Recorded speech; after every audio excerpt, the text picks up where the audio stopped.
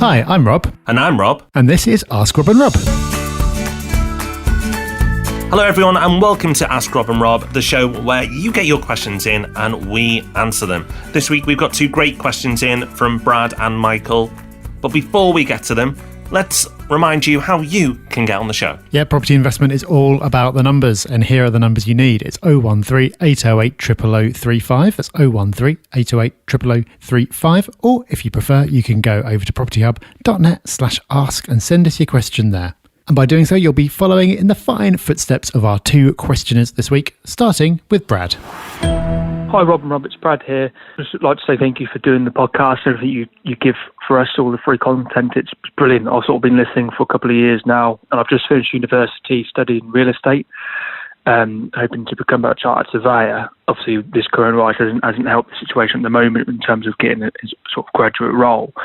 I've been helping my parents invest in their first buy-to-let in Norfolk, which we purchased at the beginning of the year, and we're sort of at the stage of looking at something else and looking at the possibility of maybe a holiday let. I know they're hard to run, and I wanted your advice whether that would be something to look into further. And with obviously the market at the moment, people might be staying here in the UK, and maybe holidaying in a cottage is the way forward. But I just wanted to see your thoughts on that, or whether we should just stick to the standard buy-to-let. And obviously it's a slow burner, but we know we're getting that secure income and it's less hassle. So I appreciate your thoughts and responses, and I look forward to hearing from you. Thank you very much. Bye. Brad, thank you for the question. A lot of people thinking about holiday lets at the moment for pretty obvious reasons. It seems highly likely that domestic UK-based holidays will get a boost for the next couple of years. So there are lots of people who've always liked the idea of holiday lets. They always seem to be quite popular. But the current situation is pushing a lot of people to think about it more seriously and potentially take action on that. One of the main barriers to investing in holiday lets historically has been mortgages. You do need to use a specific holiday let mortgage. They've always been in short supply. Lenders haven't tended to favour them. But recently, a lot more options have opened up, which is a really good thing. I think I saw somewhere recently that the number of lenders offering these mortgages has tripled over the last year or so. So there's still not the same amount of choice as there is for a regular buy-to-let, but it has got better. It's got more competitive, which means that rates are probably going to come down as well. There are lots of things you need to be aware of when it comes to holiday lets. As you've identified, it is more work. It's not the same kind of steady income that you get from a buy-to-let. And if you go to propertyhub.net and you use the search box, search for holiday lets, you'll find some episodes we've done in the past where we get into some of that detail. But as for whether you should do it now, I'd say in general, it's a tricky one. Domestic holidays are likely to get a boost for the next couple of years, maybe for longer than that. But no one really knows how long that's going to continue for. So if you are making an investment for the next 10, 20 years, what's happening today isn't necessarily going to apply for the whole of that time. What I find encouraging about your particular property, though, is that you originally bought it to be a buy-to-let. So you know, or hopefully you know, that it is going to work as a regular buy-to-let. I'd be more nervous about a holiday let that could only really work for that purpose and you don't have a plan B. In your case, you could have a go at using it as a holiday let. And if it doesn't work out, or if it starts working out and then stops, then you know you can always switch it back to a buy-to-let and make perhaps less money, but have a steadier and easier time of it.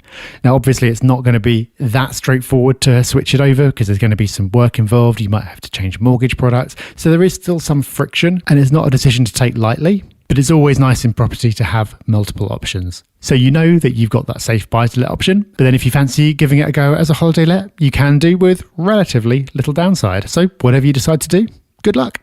Next up, we've got a question in from Michael. Hi Rob and Rob, it's Michael here from South Wales. Firstly, thank you for all the content you put out. It's absolutely invaluable, really. I'm looking forward to hearing more about the live events.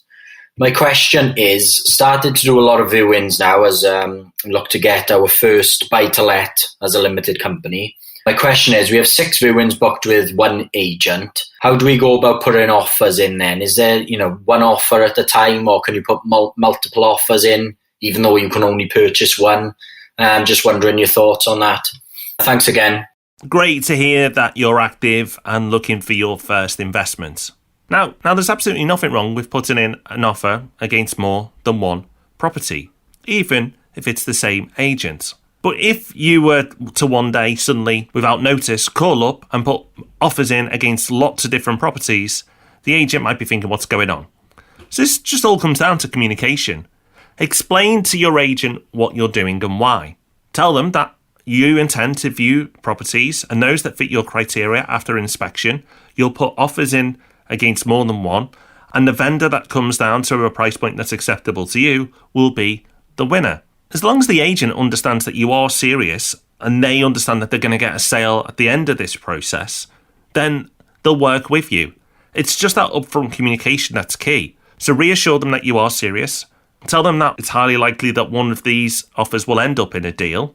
Explain the rationale behind why you're putting more of the offers in, and it should go smoothly. In fact, if they're a good agent, they should help you with that process and give you some insight to which vendors may be more open to an offer than others. Putting an offer into a vendor isn't that much work for them. It's basically a phone call. So as long as that upfront communication, I don't see any issue with applying the strategy that you want to do. So 2 more questions answered, and we'll be back to do it all again at the same time next week. Before then, though, of course, we'll be back on Thursday with the Property Podcast. So I hope you can join us for that. Until then, bye-bye. Bye-bye.